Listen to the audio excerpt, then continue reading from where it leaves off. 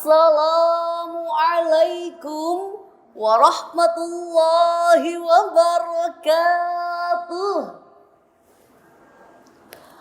Alhamdulillahi wahdah, wassalatu wassalamu ala man la nabiyya ba'dah. Allahumma salli wa sallim ala sayyidina Muhammad wa ala ahlihi wa sahbihi wa mawalah, wa la hawla wa la quwwata illa billah. Amma ba'du. Dewan Hakim yang arif nan bijaksana, hadirin sebangsa dan setanah air yang kami cinta sayangi. Identitas agama merupakan fenomena fundamental bagi masyarakat Indonesia. Dibandingkan ras, suku, dan spirit kebangsaan lainnya, agama diyakini memenuhi kebutuhan psikologis setiap individu terkait identitas diri, harga diri, maupun aktualisasi diri. Konsekuensinya, sebagai penganut suatu agama di Indonesia yang pastinya dihadapkan bukan hanya dengan umat seagama, melainkan juga dengan umat agama lainnya. Dari segi keyakinan, apakah semua agama benar?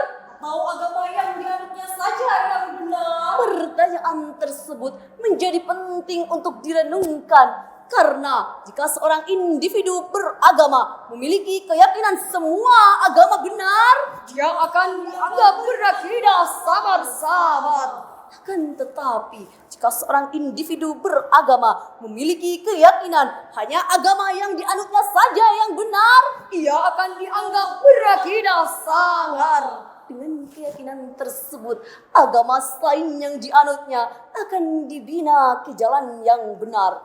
Jika tidak mau, harus dibinasakan. Andai sikap ini yang dikembangkan, wajah agama yang damai dan bersahabat akan berubah menjadi monster yang paling jahat, teroris yang paling sadis, radikal yang paling brutal. Bahkan tidak mustahil di negeri ini terjadi konflik vertikal dan horizontal yang menyebabkan kecemburuan sosial dan eksternal. Hadirin, baru-baru ini berita media sosial digemparkan oleh peristiwa penyerangan Laskar Kristen Manguni terhadap umat Islam di Bitung, Sulawesi Utara. Peristiwa ini menyebabkan satu umat Islam harus kehilangan nyawa dan dua lainnya dalam keadaan terluka.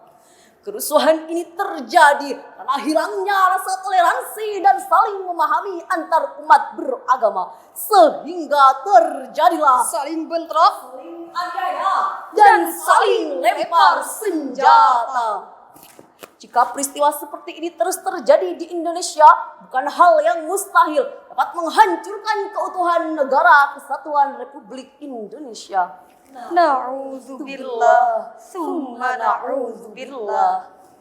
Lalu, bagaimana upaya untuk mengantisipasi agar identitas dan ajaran agama tidak menjadi pemicu konflik di tengah-tengah kebinekaan negeri tercinta ini? Sebagai jawabannya, moderasi beragama dalam mewujudkan persatuan dan kesatuan Indonesia adalah tema Syarhul Quran yang akan kami sampaikan pada kesempatan kali ini dengan landasan Al-Quran surah Al-Baqarah ayat 143 sebagai berikut. A'udzubillahi minasyaitonir rajim.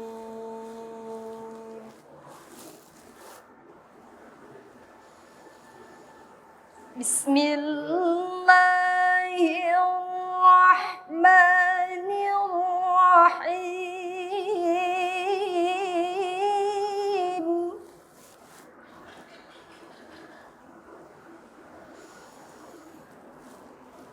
وَكَذَلِكَ جَعَلْنَاكُمْ أُمَّةً وَسَطًا لِتَكُونُوا شُهَدَاءَ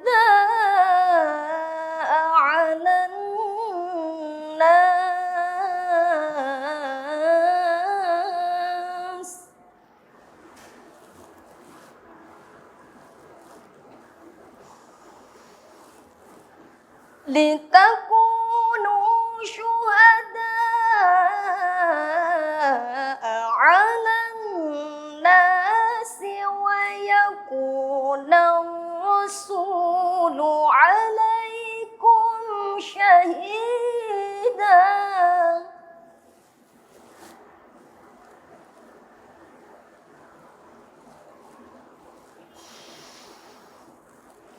وما جعلنا القبلة التي كنت عليها إلا لنعلم من يتبع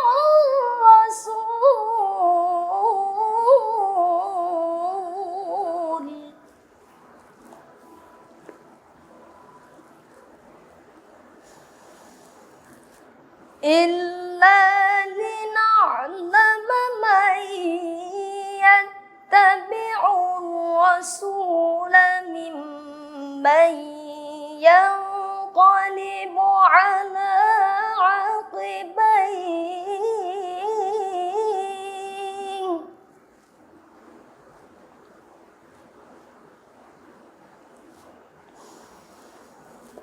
وإن كانت لكبيرة إلا على الذين هدى الله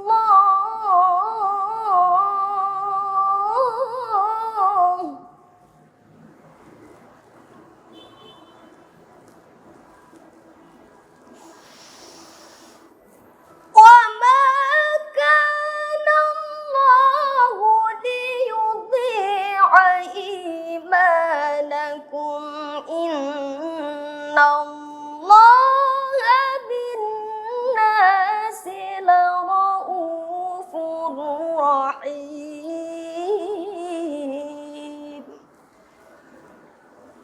Hamba berlindung kepada Allah dari godaan setan yang terkutuk dengan menyebut asma Allah yang maha pengasih lagi maha penyayang. Dan telah kami jadikan kamu umat Islam, umat pertengahan, agar kamu dapat menjadi saksi perbuatan manusia dan agar Rasul Muhammad dapat menjadi saksi atas perbuatan kamu. Kami tidak menjadikan kiblat yang dahulu kamu berkiblat kepadanya, melainkan agar kami mengetahui siapa yang mengikuti Rasul dan siapa yang berbalik ke belakang. Sungguh, pemindahan kiblat itu amatlah berat, kecuali bagi orang-orang yang telah diberi petunjuk oleh Allah. Dan Allah tidak akan menyia-nyiakan imanmu. Allah Maha Pengasih, Maha Penyayang terhadap manusia. Dewan Hakim yang mulia, hadirin yang berbahagia. Berdasarkan ayat tersebut terdapat satu sifat yang disandarkan kepada umat Islam, yaitu ummatan wasaqan. Apa yang dimaksud dari ungkapan tersebut?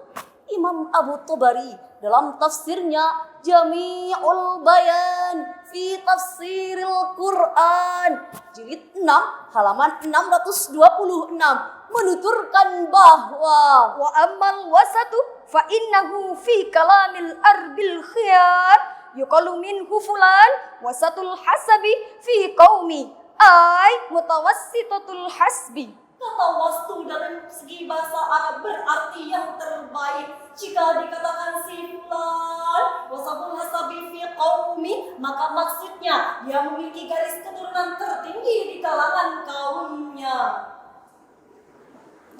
Berdasarkan ayat tersebut, Dr. Umar Hashim, mantan rektor Universitas Al-Azhar Kairo, dalam bukunya Wasatiyatul Islamiyah menyebutkan wasatiyah adalah keseimbangan dan kesetimpalan antara kedua ujung. Salah satunya tidak mengatasi ujung yang lain. Tiada berlebihan juga kekurangan. Tiada pelampauan batas juga kekurangan batas. Ia mengikuti yang paling utama, paling berkualitas, dan paling sempurna. Hadirin, dari beberapa definisi tersebut dapat diambil suatu pemahaman bahwa wasatiyah adalah keseimbangan dan keadilan yang menempatkannya pada posisi yang terbaik. Meskipun demikian, perlu ditegaskan bahwa wasatiyah bukanlah mazhab baru, melainkan sudah menjadi ciri utama ajaran Islam. Sehingga Islam yang moderat jangan sampai membawa mudarat bagi sesama dan antar umat beragama. Hadirin, jika kita simak ayat-ayat Al-Quran, jelaslah bahwa Islam mengajak kita untuk semangat moderasi dan melarang kita berlebih-lebihan dalam beragama. Sebagaimana yang disampaikan Dr. Yusuf Qaradawi dalam bukunya As-Sifatul Islam Bainal Juhud wat Tatarruf, beliau menjelaskan ada 6 sikap tanda berlebih-lebihan dalam beragama. Pertama, fanatik pada suatu pendapat dan tidak menerima pendapat lainnya. Kedua, mewajibkan sesuatu yang tidak diwajibkan Allah atas mereka. Ketiga, memperberat yang tidak pada tempatnya. Keempat, sikap kasar dan keras. Kelima, berprasangka terhadap manusia dan karena terjerumus dalam jurang pengkafiran. Hadirin, mari kita renungkan bersama.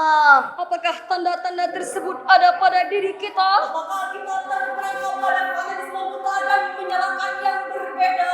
Apakah kita lebih senang bersikap keras dan kasar daripada menebar kasih dan cinta? Dan apakah kita lebih sering mengkafirkan sesama, padahal ulama-ulama dahulu justru mengislamkan orang kafir? Lantas hadirin, kembali muncul pertanyaan, bagaimanakah caranya agar tercipta kerukunan antar umat beragama di negeri tercinta ini? Sebagai jawabannya, mari kita simak bersama firman Allah dalam Quran Surah Al-An'am ayat 108 sebagai berikut.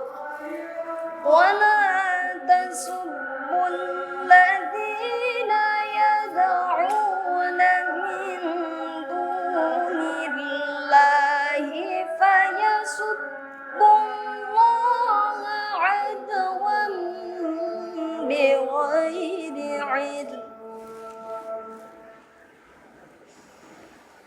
كَذَلِكَ زَيَّنَّا لِكُلِّ أُمَّةٍ عَمَلَهُمْ ثُمَّ إِلَى رَبِّهِمْ مَرْجِعُهُمْ فَيُنَبِّئُهُم بِمَا كَانُوا يَعْمَلُونَ صدق الله العظيم.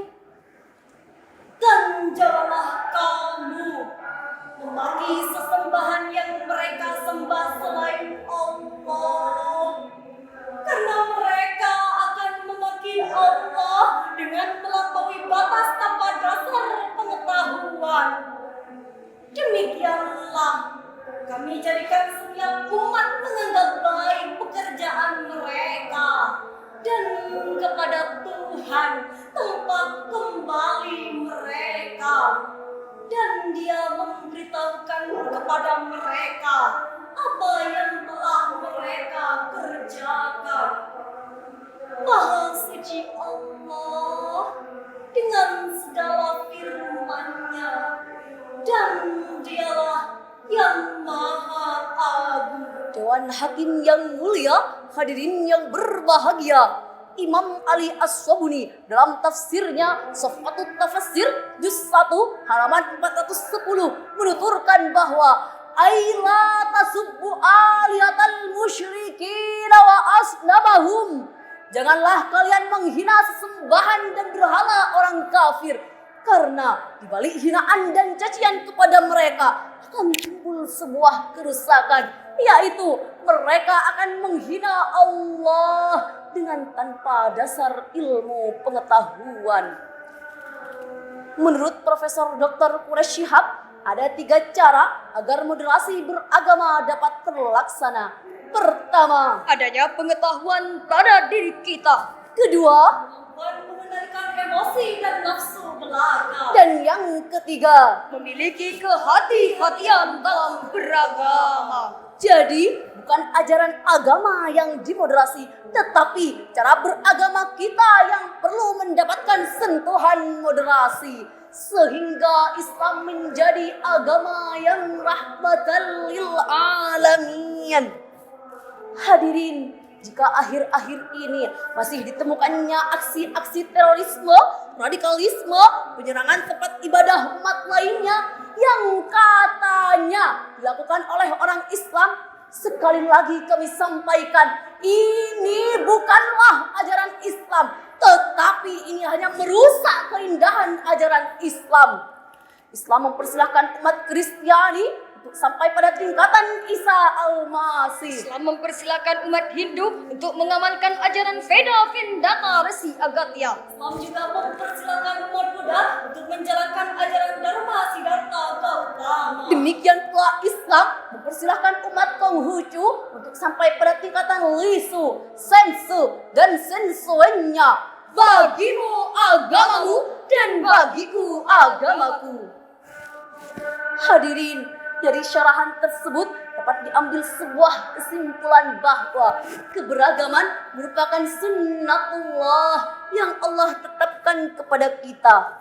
Oleh karena itu, sikap yang harus kita lakukan adalah saling menjaga, saling menghormati, bahkan saling mencintai. Agar sampailah kita pada semboyan bangsa Bhinneka Tunggal Ika. Berbeda-beda tetapi tetap Satu nusa, satu bangsa, satu bahasa kita. Tanah air pasti jaya untuk selama-lamanya. Indonesia pusaka, Indonesia tercinta, nusa bangsa dan bahasa kita bela bersama. tanah air Indonesia. Bersatu kita teguh, bercerai kita runtuh. Jalan-jalan bersama kerabat, Singgah sebentar membeli pulsa. Indonesia sungguhlah hebat dengan moderasi beragama guna mempersatukan bangsa. Wassalamualaikum warahmatullahi